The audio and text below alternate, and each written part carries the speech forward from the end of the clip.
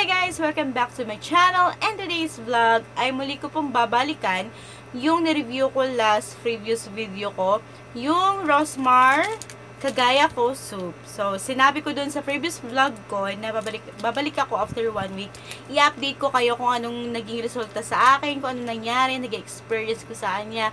So, sasabihin ko sa inyo kung anong nga ba naging experience ko sa kanya. So, ayun na nga, sinabi ko dun sa unang vlog ko, ay may pimples ako dito. Yan, kung nakikita ko, nandyan pa rin siya. Pero hindi katulad sa nung nakarang araw na sobrang maga niya, no? Sobrang laki niya. Pero ngayon, ang nipis na niya ng pimples ko. Yan, nakikita nyo ba yan? Yan.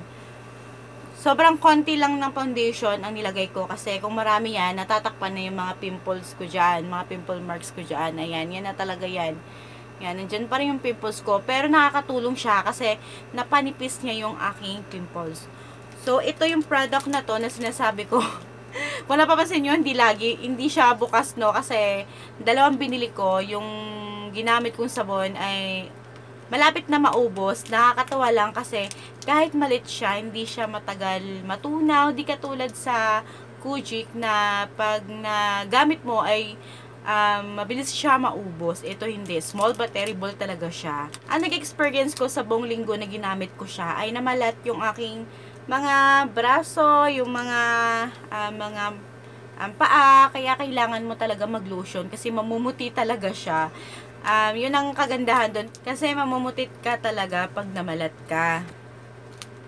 Ang simple lang ng packaging niya, ayan lang kanyang packaging. Tapos sa likod wala nang ibang details, kundi yung kanilang expiration date at kung anong date siya ginawa. So, napakasimple lang. Pero, okay lang, at least doon tayo sa quality ng product na talagang yung mga claims niya effective talaga. At ayun na nga yung feeling na pag ginagamit mo siya, yung feeling na parang nagre-rejuve ka, yun. Kasi pag once na ginamit mong sabon na ito sa mukha, tapos ibababad mo siya ng 5 minutes, tapos babadlawan mo na siya, nagta-tighten yung mukha mo, para ka talagang nagre-rejuve. Kaya kailangan mo talagang moisturizer para hindi siya masyadong drying sa mukha.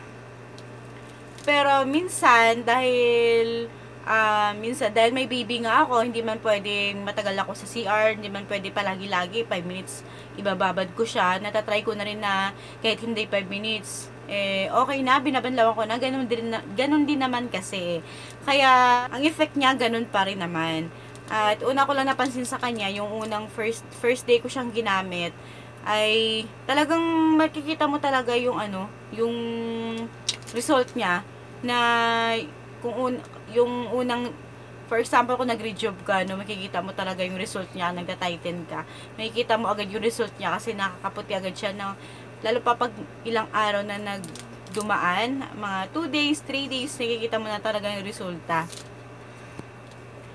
Pero yung mga scar ko sa tuhod, mga peklat ko, hindi ko pa masabi sa ngayon na natanggal niya talaga kasi nandyan pa rin naman yung peklat ko. Pero syempre, lahat naman siguro na sabon talaga pag matagal mo nang ginagamit ay matatanggal din or malalight niya. Pero feeling ko kasi na light niya kasi namamalat kasi siya. Pero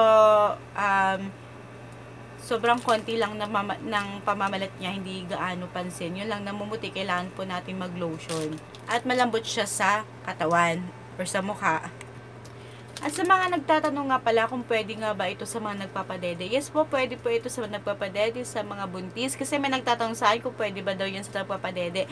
Nagpapadede po ako kasi may baby po ako. Pwede po siya kasi formulated po talaga para sa atin na mga nagpapadede at sa mga buntis. Kasi mahirap diba maghanap ng skincare na swak sa atin. Kasi yung may-ari nito, siguro, ginawa niya to kasi buntis siya nun, kaya kakapanganak lang din. Isa rin siyang vlogger, kaya siguro ginawa niya itong product na to na pwede rin sa atin. So, ayun, bili na kayo, 49 pesos lang, at mag-ingat po tayo sa fake na lumalabas kasi marami na po ang gumagaya. Kahit anong product ng Rosmar, mag-ingat po tayo. Doon po tayo sa Last Mall, bumili ng product, or di kaya sa mga distributor na alam natin na malapit sa atin, na legit naman. So, ayun lang guys, for today's vlog, at sana nakatulong ako sa inyo kahit konti lang.